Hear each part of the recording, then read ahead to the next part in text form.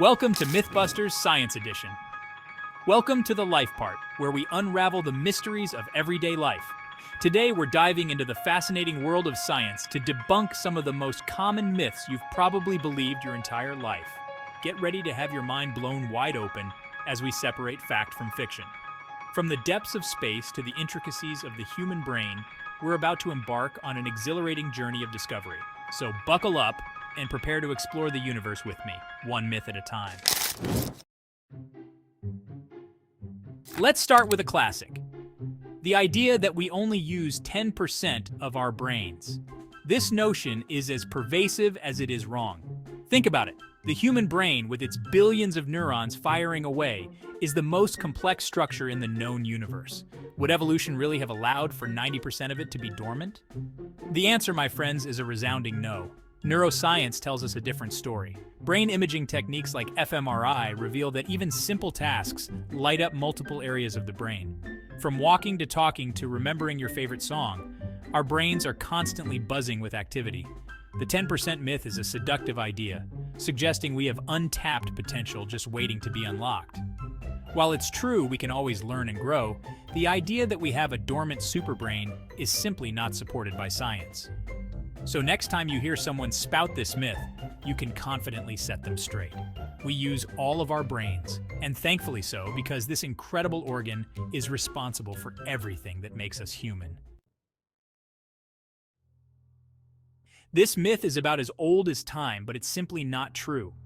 Lightning doesn't have a memory, and it doesn't discriminate. The Empire State Building, for example, is struck by lightning dozens of times each year. Lightning is all about finding the path of least resistance to the ground, and tall, conductive structures like skyscrapers, trees, and even people standing in open fields can become prime targets.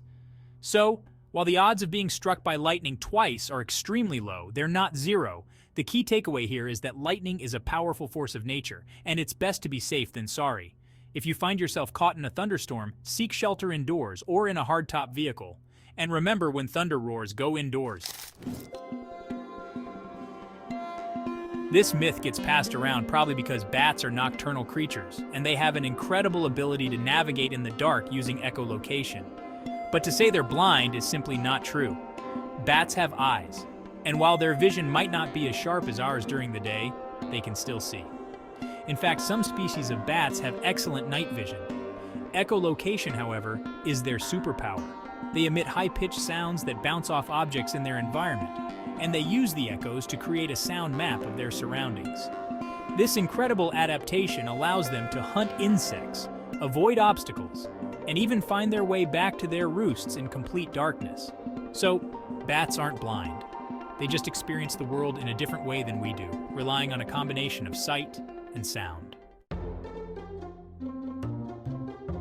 This is one myth I'm sure many of us heard growing up. The idea that goldfish have a 3-second memory is as pervasive as it is inaccurate. Studies have shown that goldfish can actually remember things for months. They can learn to associate certain colors or shapes with food, and they can even navigate mazes. One study even trained goldfish to push a lever at a specific time of day to receive food. The researchers found that the fish could remember the task even after several months had passed. So why do we think goldfish are forgetful? It might be because they're small and have relatively simple brains compared to ours. But even a simple brain can be capable of impressive feats of memory.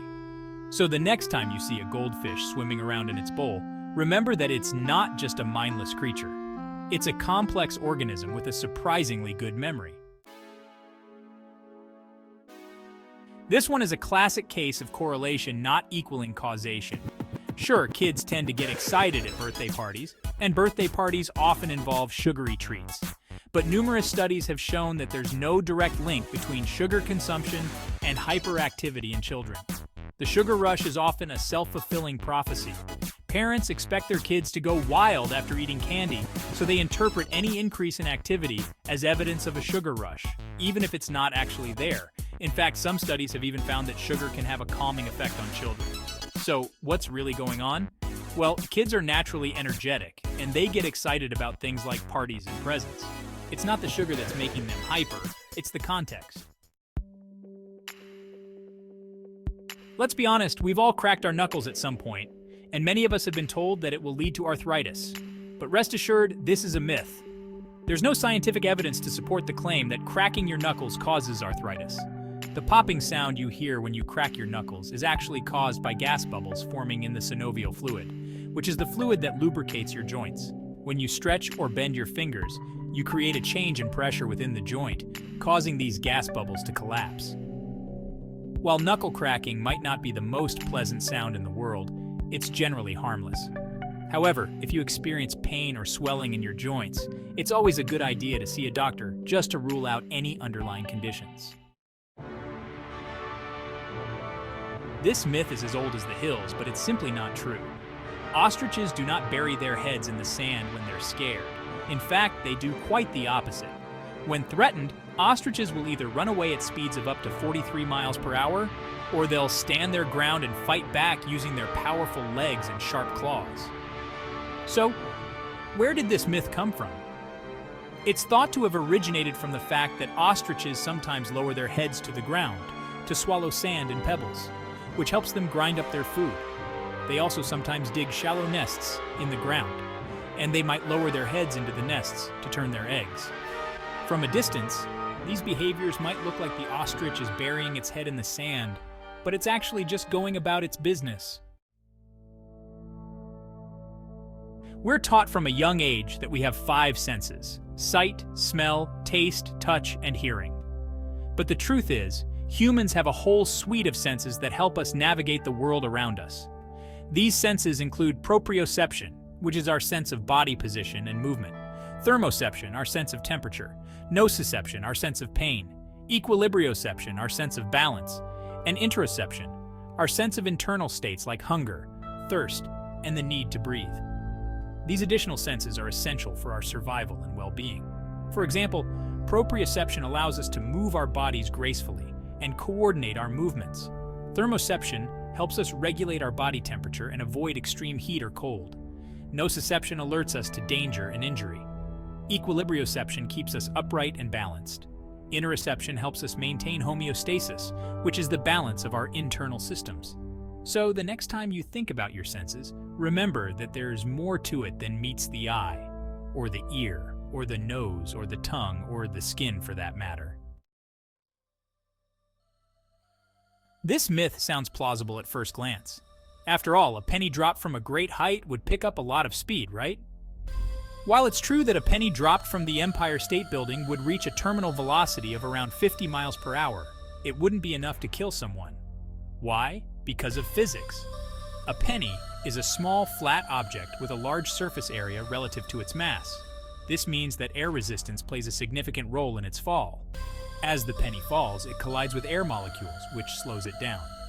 By the time it reaches the ground, it's traveling at a speed that's unlikely to cause more than a slight sting. So, while it's never a good idea to drop things from tall buildings, you can rest assured that a penny won't turn into a lethal projectile.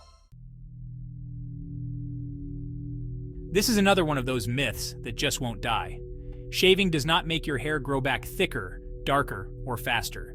This myth likely persists because when you shave, you're cutting the hair shaft at a blunt angle.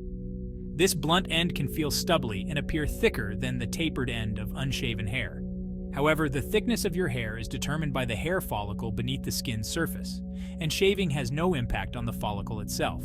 So if you're looking for a way to make your hair grow back thicker, shaving isn't the answer. There are products on the market that claim to stimulate hair growth, but it's important to approach these with a healthy dose of skepticism.